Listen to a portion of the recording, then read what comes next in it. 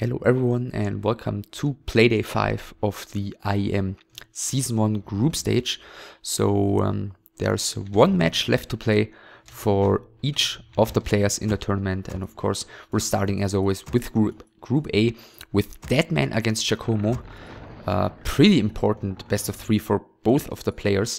Deadman, the Night Elf player here in the top right spawn position in red, still has it in his own hands to advance into the top 3. So if he wins this best of 3, then we'll already know the 3 players who will stay in the tournament, of Group A, which then would be Nightwolf, FireDE, and Deadman.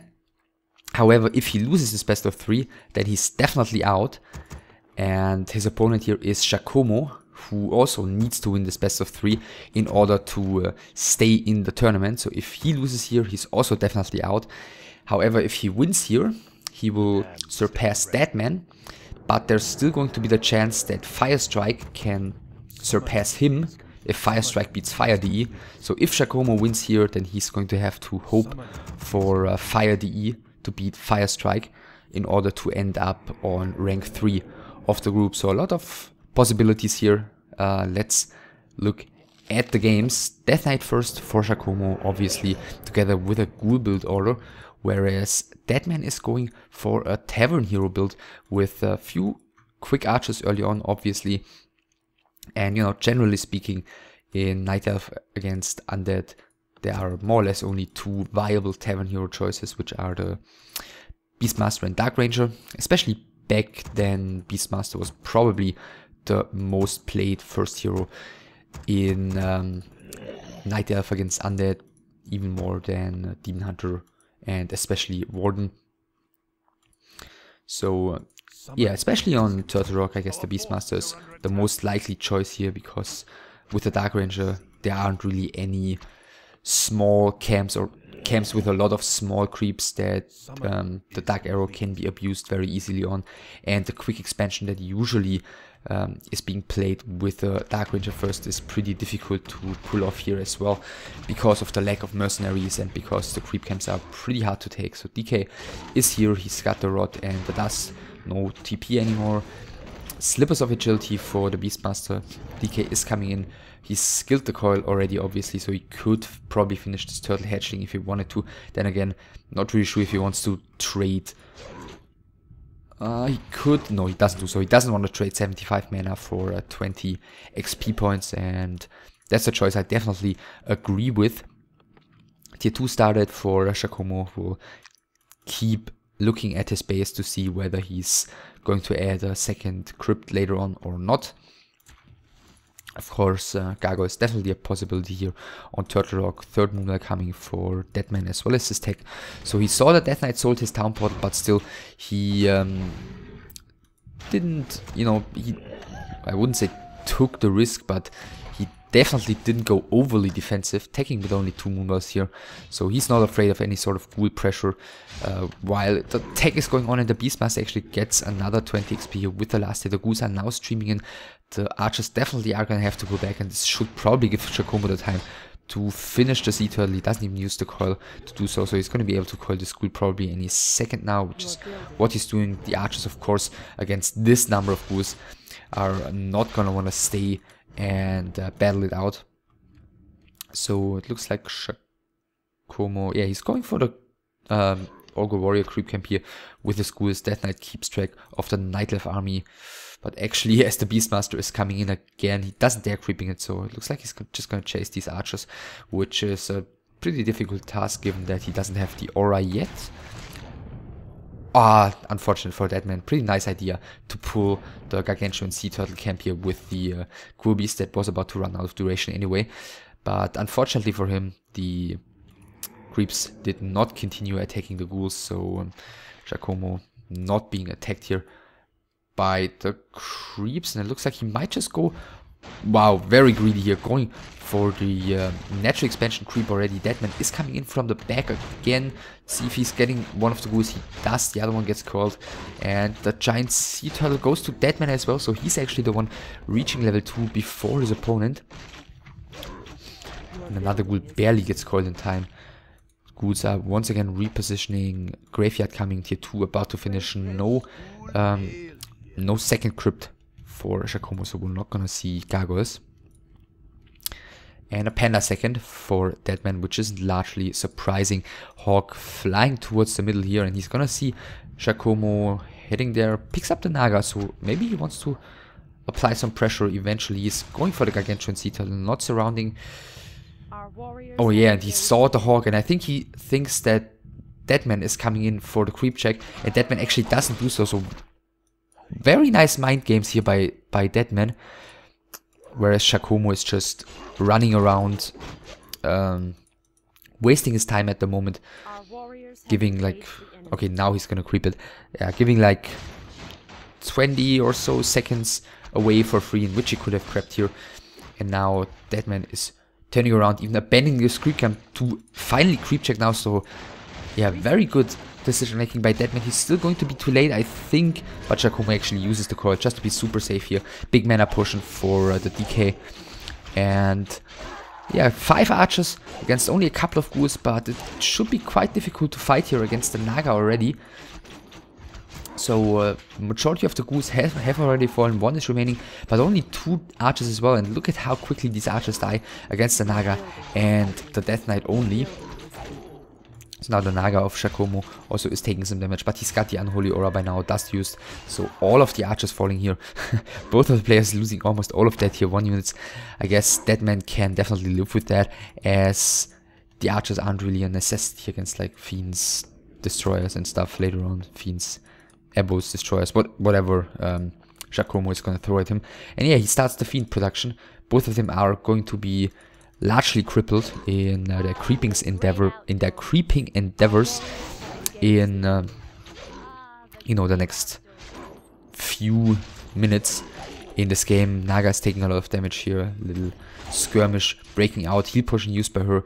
Beastmaster should probably fall back right now. Death Knight using his big mana potion here in order to do some damage onto the Beastmaster. The coil is going to do 70 damage, so the Beastmaster needs like 1 coil and 1 hit in order to be killed. The coil arrives, 20 HP. The Dryades are there too slow. Death Knight is gonna have another coil in a second. Another Dryad is coming, so he's definitely gonna have to use the coil, and Deadman does not Town Portal. So that was a super obvious coil that was about to occur there, and quite a big blunder by Deadman in my opinion, not using the Town Portal here on his Beastmaster. So he's losing that one. First 4 Dryades are already out though, and very quick tier 3. Okay, he's already about to finish that one. Adept finishing with more or less the perfect timing. I'm assuming he's gonna start Master here. Yes, exactly as tier 3 finishes. So in a minute or so he's gonna be just fine with like 2 Master Bears, with his Beastmaster back, and with his Panda of course, and the Dryads against only Fiends and the Undead Heroes. Undead also reaching tier 3 right now. I'm assuming he might want to add the Lich soon, get an Orb, get the Destroyer upgrade, etc. before really committing to a fight. Dryads sniping some of those skeletons. I'm wondering if he got the Abolish Magic upgrade already. I'm assuming he didn't, because if so, then he could just easily dispel the skeletons, but he got them killed like that as well. There's the Abolish Magic coming just now. And now with the first bear on the field, Deadman can definitely creep more ambitiously again with the Rejuvenation. Panda is back, Master has finished, and Death Knight and Naga just continue creeping. Lich 3rd is being produced. I'm wondering if he got the Destroyer upgrade yet. I don't think so, because it takes quite a long time, and I don't think he's on tier 3 for that long already.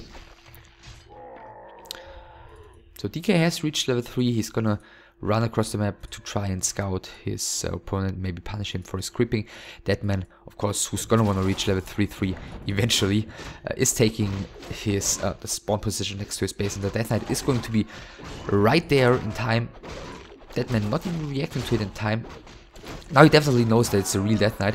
I mean, this is 1.21, so the item drops just got changed so that there is no Wand of Illusion available on Turtle Rock anymore, so you should know this anyway.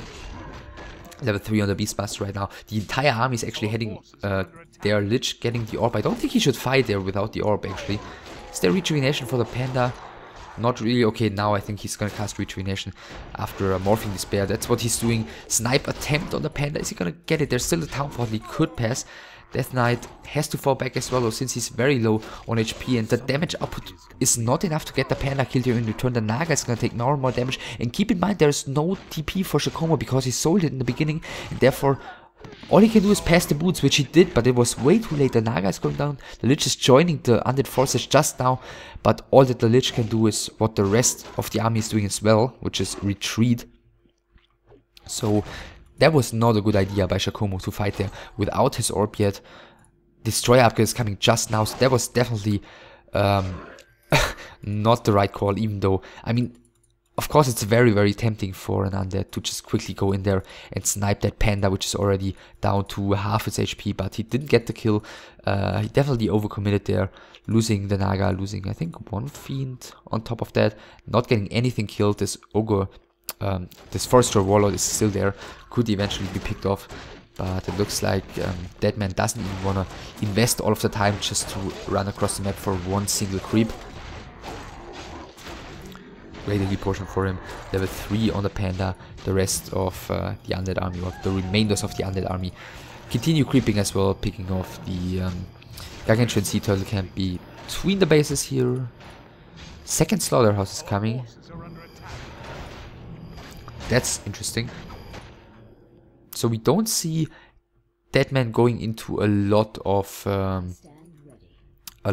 Dryads here, so I don't think it's gonna be wagons. So Abbo's Destroyers probably, in addition with the fiends he already has, would be my guess.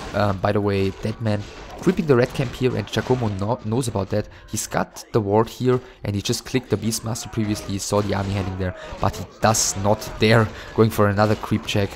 And Ancient Django of Endurance, awesome item for the Night Elf, more or less as good as it gets. Whereas Linehorn of Stormwind isn't gonna be the greatest help for Giacomo. Lich 2, Naga 2.5, DK 3.5, Tomo XP, very helpful for him. Picking it up with the Lich, he wants to get triple level 3 of course eventually. Maybe should have picked it up with the Naga to just get her up to level 3. Would have been enough.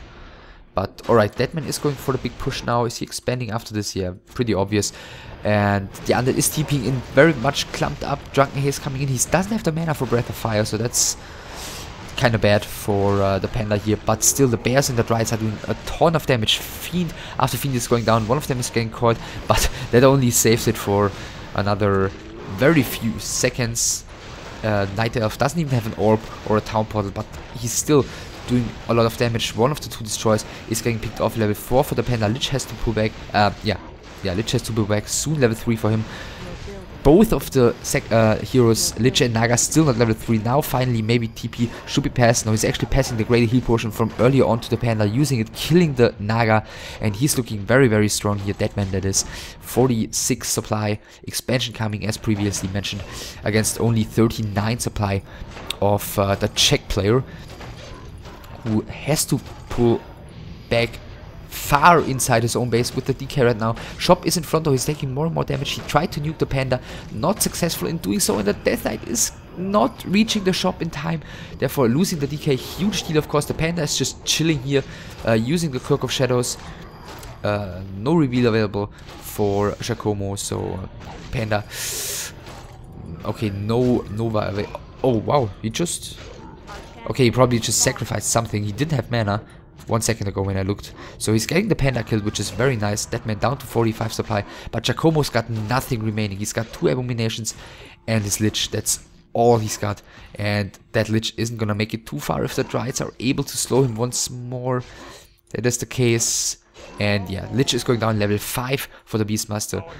Great situation for Deadman. He's got his expansion coming. All 3 undead heroes are down. And he's continuing to apply pressure here. Even some hippos added right now, just to make sure that the destroyers, if they are morphed, will be taken out of the game immediately. So Deadman takes the first map here very convincingly. I think the deciding factor was Giacomo overcommitting there in the top left corner of the map. He's lost one of his heroes, he's lost one of his fiends, was feeding his opponent a bit of XP. Also, Deadman got some creeping done while Giacomo was heading across the map there.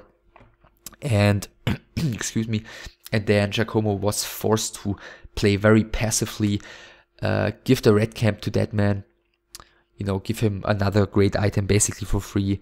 And yeah, with a big push onto the base, Deadman was already able to finish the game. I guess doing a lot of damage would have been enough already with getting the expansion behind it, but that one wasn't even necessary as it turned out, and therefore Deadman wins the first map here, as I said, rather convincingly, and second map is going to be a Norwood between those two.